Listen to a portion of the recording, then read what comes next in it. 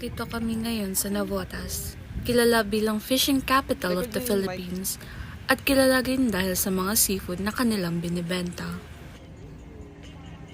Rodolfo. Rodolfo Leo. Kuya Rodolfo na lang po maaari namin itawag sa inyo. Maraming salamat. Yeah. Pwede ba ano ba, si Kuya lang ba yung inaano? Okay. Sa mga ganitong panahon na maulan, paano po kayo naghahanda para mangunga ng alimasag? Kine-check po lang pag walang ulan, saka lang lalao. Pero kung masama naman yung panahon, hindi pwede lumao. Paano niyo po pag masama po ang panahon, paano niyo po pinaninigurado na ang inyong kaligtasan pagka umano po kayo ng alimasag? Pag may nag-aabang doon na pinagbabawal yung magpalaot.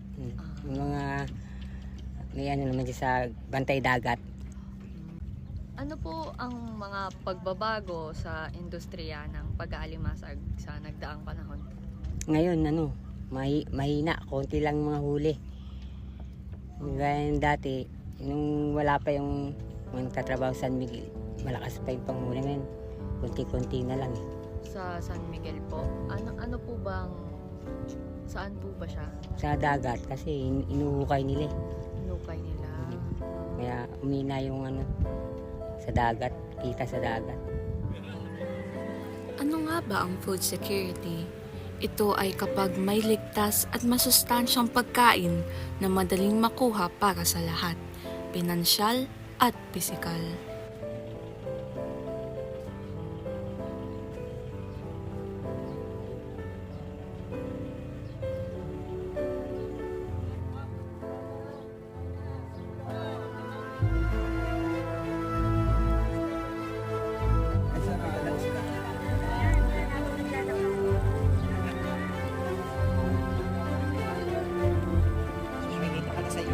Libo-libong mangingisda tulad nila Kuya ang itinuturing na tahanan ng karagatan at ang baybayin ang kanilang kabuhayan.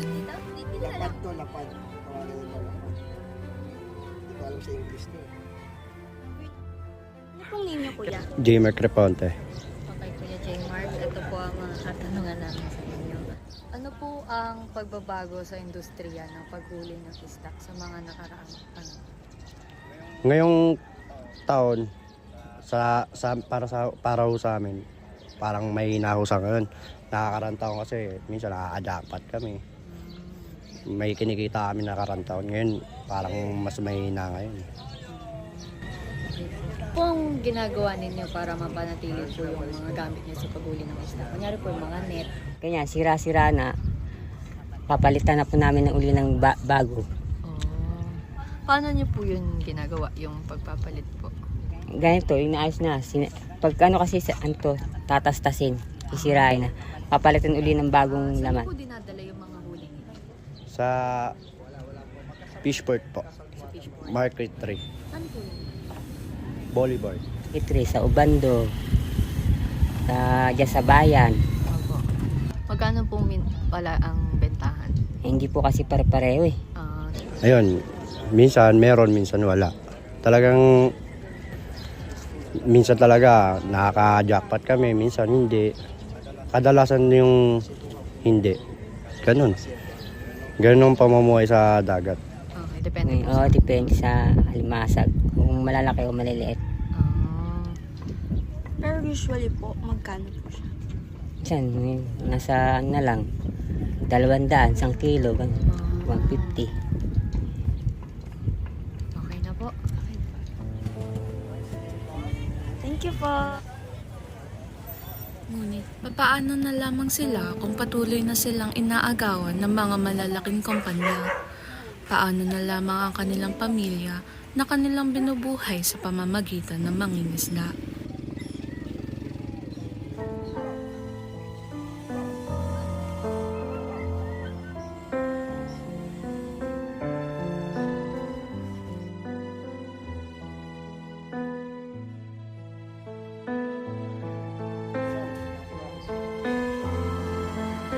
interview number 3. Kuya, ano pangalan mo? Elmer Geraldizo. Nakatira sa Maria Lenny Street, Ulunduhat, Malabon City. Ilang taon na ho kayo? I'm 54 years old. Ilang taon na ho kayong nangingisda po? Bali sa pangingisda talaga, siguro 11 years old, nangingisda na ako. Up to now. Kaya lang siyempre may mga ibang trabaho na kailangan. Pero hanggang ngayon, mangingisda pa rin. Ano ang mga pagbabago sa industriya ng paghuli ng isda yung napagdaanan niyo ho? Sa pagbabago, sa sistema marami. Kasi dati, nung katulad nung ako yung una sa dagat, hindi kami gumagamit ng makinarya. Puro mano-mano, kamay-kamay lang. Ngayon, gumagamit na ng makina katulad ng tawag dito, yung ginagamit nila na tambor. Para mas madali yung pagsampa ng lambat, nagamitan na ng makina yun. So, paano po naapektuhan ng pollution pa din ng klima yung pangingisda niyo po? Sa ngayon, katulad po ng may reclamation sa Manila Bay, malaki po ang hinina, halos 50% ng inuhuli sa dagat ang nawala. O na galing sa San Miguel. Na dinulot nila. Yun po ang ano. Ayan po, isa rin po yan kasi pag halimbawa na yung karagatan ho natin mabaho, kumbaga yung isda nagsisilikas din. Minsan wala kayong mahuli pag ganun. Ganun no. So, nung nawala po yung 50% na yun po, paano po kayo nakahanap po ulit ng bangingisda? Lumipat po ba kayo? Lumipat kami dito, and ito Mahigit kasi sa 1,000 mangingisda sa lumipat kami dito sa Navotas Finger Lakes. ang labis na Kasi ito nababahala naman dahil sa mga patuloy na sumisira sa kanilang mga palaisdaan. Iniisip nila ang kanilang kinabukasan, lalo na kung mawawala ang kanilang ikinabubuhay. Binabiyahe namin sila ng Laguna.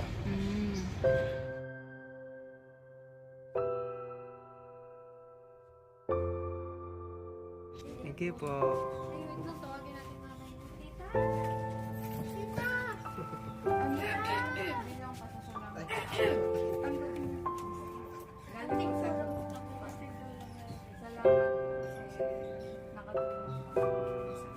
Salamat po. Yan, binigyan Panginoon. Ayaw na. Binigyan Panginoon.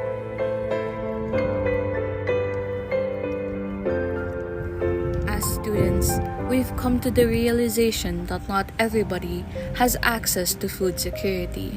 Not everyone is able to get safe and nutritious food that is financially and physically accessible to everyone at all times. It is hard for some, especially those who work in fields like fishing, when their livelihood relies on the fish that they catch in a day. An example of this is when Kuya Elmer messaged us, saying thank you because the ayuda we gave him was enough to feed his family for a day. And for those who we also interviewed, they reached out and said thank you and said the same thing.